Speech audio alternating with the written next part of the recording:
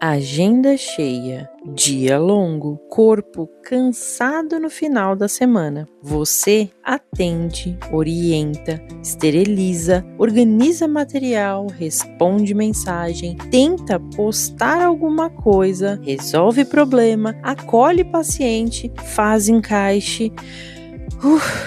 E no final do mês, quando olha para o número na conta, ele não combina com o esforço que você colocou. E talvez você já tenha pensado: será que eu preciso atender mais? Será que o mercado está ruim? Será que eu ainda não sou bom o suficiente? Será que quando eu tiver mais pacientes, isso melhora?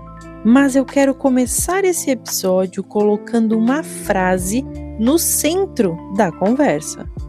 Trabalhar muito e ganhar pouco não é sinal de azar. Muitas vezes é sinal de um modelo financeiro mal construído. E esse modelo tem nome: subprecificação estrutural. Não é um desconto pontual, não é uma promoção isolada, não é uma gentileza para um paciente antigo. É quando toda sua forma de cobrar foi construída sem cálculo, sem margem, sem clareza de custo e sem percepção real do valor que você entrega. Você está ouvindo Pé no Chão, Pilares em Ação. Eu sou Nádia Ferreira, podóloga há mais de 10 anos e aqui a gente aprofunda a conversa sobre crescimento real. E hoje a conversa é direta. Agenda cheia não significa negócio saudável. Vamos separar duas coisas. Existe a subprecificação pontual. Ela acontece quando você dá um desconto em uma situação específica, com critério, com limite e sabendo exatamente o impacto daquilo. Por exemplo, uma condição especial para um paciente antigo, uma ação pontual de campanha, uma estratégia temporária para um serviço específico. Isso pode existir dentro de uma estratégia. O problema começa quando o preço baixo deixa de ser uma exceção e vira a base do seu funcionamento. Aí, nós não estamos falando de desconto, estamos falando de estrutura.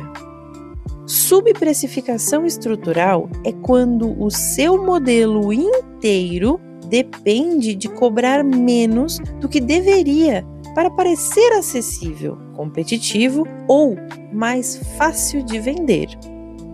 Só que existe um detalhe: quando você cobra abaixo do necessário, alguém paga essa conta. E normalmente quem paga é você. Você paga com excesso de atendimento, paga com cansaço, paga com falta de tempo para estudar, paga com falta de dinheiro para investir em um material melhor, paga com culpa toda vez que pensa em reajustar o seu preço, paga com insegurança na hora de falar o seu preço, paga com a sensação de estar sempre trabalhando, mas nunca avançando. E aqui tem uma frase importante: o problema não é trabalhar muito, o problema é trabalhar muito dentro de um modelo que não sustenta crescimento. Porque volume sem margem não é crescimento. Volume sem lucro é desgaste. E esse ciclo costuma ser bem previsível. Você cobra baixo para atrair paciente. Atraindo paciente pelo preço, você atrai pessoas mais sensíveis a preço. Esse paciente compara mais, negocia mais, some mais fácil e volta menos. Para compensar a margem pequena, você tenta atender mais. Atendendo mais, você se cansa mais. Cansando mais, você perde energia para estudar, comunicar o seu valor, organizar a gestão e melhorar a experiência. E quando percebe, está presa em uma rotina cheia, mas financeiramente frágil. Esse ciclo não se quebra com mais força de vontade. Ele se quebra com decisão, cálculo e reposicionamento. Então, vamos entender agora por que o profissional de podologia subprecifica. Eu quero aprofundar isso porque subprecificação não nasce só da falta de cálculo. Ela também nasce de medo, comparação, culpa e falta de repertório de gestão. Primeiro, a formação ensina o procedimento, mas nem sempre ensina o negócio. Muitos profissionais saem da formação sabendo executar uma técnica, mas sem saber transformar essa técnica em serviço sustentável. Aprendem sobre lâmina, broca, curativo, órtese, biossegurança, atendimento, mas não aprendem com profundidade sobre custo fixo, custo variável, margem, capacidade produtiva, prolabore, posicionamento, comunicação de valor. E aí, na hora de cobrar, fazem o quê? Olham para o lado. Quanto será que a colega cobra? Quanto estão cobrando no meu bairro? Quanto eu acho que o paciente aceita pagar? O problema é que esse raciocínio cria uma cadeia frágil. Um profissional copia o preço do outro. Esse outro também não calculou. O terceiro colocou o preço com medo. O quarto colocou para não perder paciente. E todo mundo vai repetindo uma referência que não nasceu de dado real. Isso não é estratégia, é sobrevivência disfarçada de precificação. Segundo, o medo de perder paciente manda mais do que o cálculo. Essa é uma das causas mais fortes. O profissional até sabe que precisa reajustar. Sabe que o material subiu, sabe que o aluguel aumentou, sabe que a energia aumentou, sabe que o descartável não está barato, sabe que o tempo dele tem seu valor. Mas, na hora de mexer no preço, vem o pensamento. E se o paciente não voltar? E se achar caro? E se eu perder a agenda? E se for para outro lugar? Esse medo é real. Não adianta fingir que ele não existe, mas ele precisa ser colocado no lugar certo, porque manter um preço inviável por medo de perder paciente também é uma forma de perda. Você pode até manter a agenda cheia, mas perde margem. Perde energia, perde segurança, perde qualidade de vida, perde capacidade de investir e perde crescimento. E em alguns casos, perde o próprio respeito pelo serviço que entrega. Preço baixo pode até encher a agenda, mas não necessariamente constrói um negócio. O terceiro é que existe uma confusão enorme entre preço e valor. Dá para fazer um conteúdo somente sobre isso, porque preço é número e valor é a percepção que o paciente tem sobre o que está recebendo. E aqui entra uma questão importante para a podologia.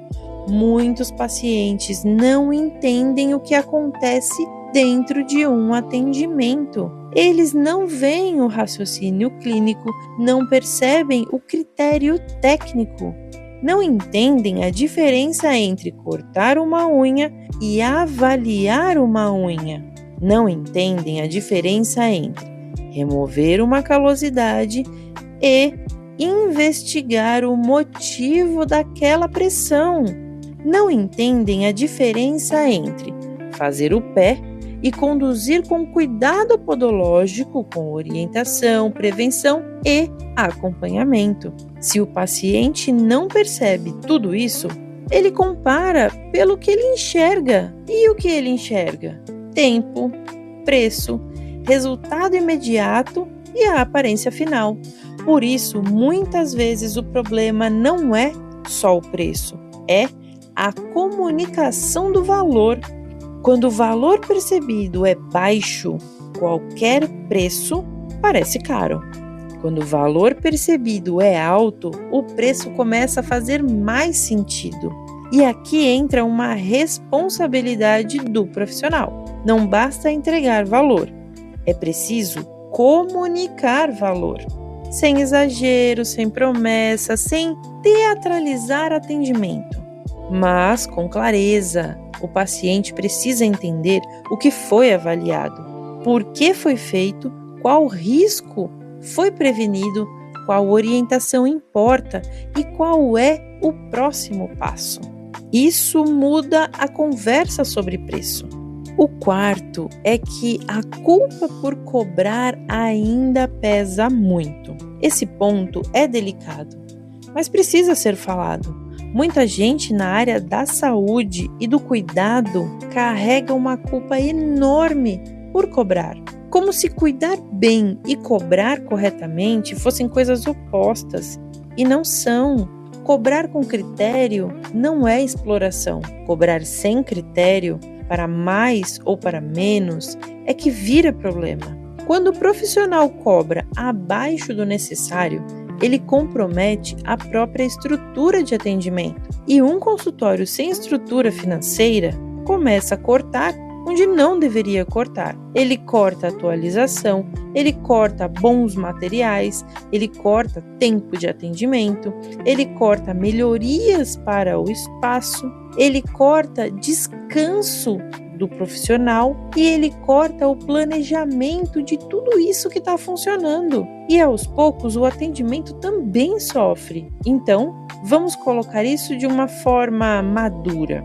Um profissional financeiramente saudável tem mais condições de sustentar um atendimento técnico, ético e seguro.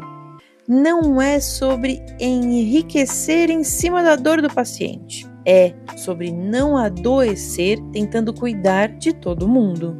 O quinto é a ausência de cálculo real, mantém o profissional preso no achismo. Esse é o ponto mais objetivo. Muitos profissionais nunca calcularam quanto custa um atendimento. E sem esse número, qualquer preço parece aceitável. Você acha que está ganhando porque entrou dinheiro, mas entrada de dinheiro não é lucro. Independente do preço do seu atendimento, ele tem ali um custo para acontecer. Ele teve material descartável, esterilização, energia elétrica, o aluguel, os impostos, o tempo da sua agenda, o tempo do preparo do ambiente, o tempo de limpeza, o conhecimento acumulado, investimentos anteriores e responsabilidade técnica. Quando você não coloca tudo isso no cálculo, o preço vira chute, e chute não sustenta negócio. No vídeo do YouTube, eu entro mais na lógica prática do cálculo. Então aqui eu quero trazer a leitura estratégica. Você precisa conhecer pelo menos 4 números. O primeiro é o seu custo fixo mensal. Tudo aquilo que você paga para o consultório existir, independentemente de atender 1 ou 100 pacientes. O aluguel, a energia, a internet, a contabilidade, sistemas, taxas, manutenção, limpeza, plataformas, telefone e materiais administrativos vão existir, você atendendo 1 ou 100 pacientes. O segundo é o custo variável por atendimento. Tudo aquilo que aumenta conforme você atende. materiais descartáveis, produtos utilizados, lâminas, brocas, curativos, EPIs, itens de limpeza, esterilização, desgaste de equipamentos e outros insumos. O terceiro é o Prolabore, e aqui muita gente erra. O seu pagamento não pode ser tratado como o que sobrar, porque quando o seu salário depende da sobra, ele quase nunca vem com consistência. O Prolabore precisa entrar como parte do cálculo. Você trabalha no negócio, então o seu trabalho precisa ser considerado. O quarto número é a sua capacidade produtiva real, não é quantos pacientes você gostaria de atender, é quantos atendimentos você consegue realizar com qualidade dentro da sua agenda real, considerando pausas, preparação, limpeza, administração, estudo, comunicação e vida fora do consultório. Porque existe uma diferença enorme entre a agenda lotada e a agenda sustentável. Com esses 4 números, você começa a enxergar o seu preço mínimo viável. E esse preço mínimo é importante porque ele mostra o seu piso. Abaixo dele, você pode até estar ocupada, mas financeiramente está enfraquecendo o negócio. Esse cálculo pode ser desconfortável e normalmente é, porque na verdade muitas vezes ele precisa ser, porque o desconforto do dado é melhor do que a falsa segurança do achismo. E agora vem a parte que eu considero essencial. Muitas vezes o profissional até faz o cálculo. Ele entende que está cobrando pouco. Ele percebe que o preço atual não fecha. Ele sabe que precisa mudar. Mas mesmo assim, não muda. Por quê? Porque a trava não está mais só na matemática. A trava está na decisão. Decidir reajustar preço exige estrutura emocional e estratégica. Você precisa saber como comunicar.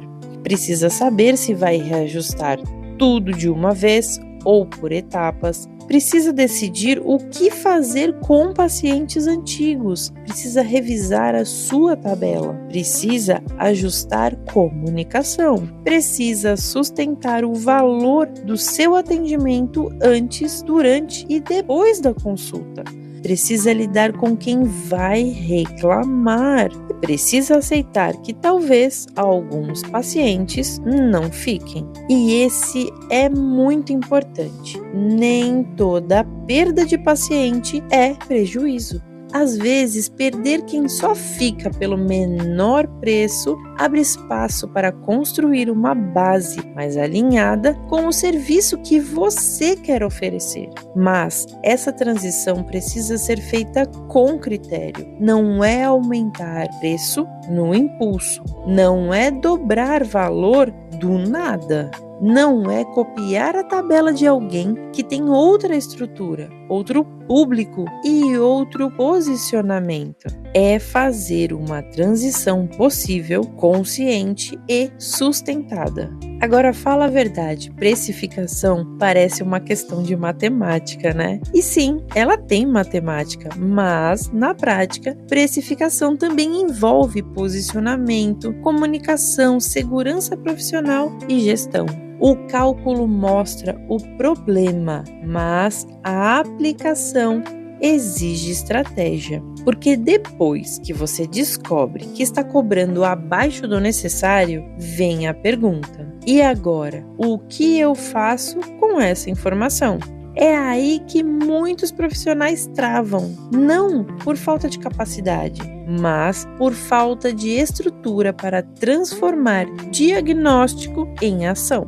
E é justamente nesse ponto que um acompanhamento mais próximo faz diferença. Olhar para a sua realidade e entender a sua fase, a sua agenda, seus serviços, seu público, sua comunicação e construir um caminho possível. Conteúdo te dá direção. Acompanhamento ajuda a aplicar com critério. Então, se em algum momento você perceber que precisa desse tipo de suporte, saiba que esse formato existe dentro do meu trabalho. Trabalhar muito e ganhar pouco não é destino. É consequência de um modelo que talvez tenha sido construído sem os dados certos, com medo demais, cálculo de menos e muita tentativa de agradar o paciente para não perder atendimento. Mas, quando você entende quanto custa o que entrega, a conversa muda.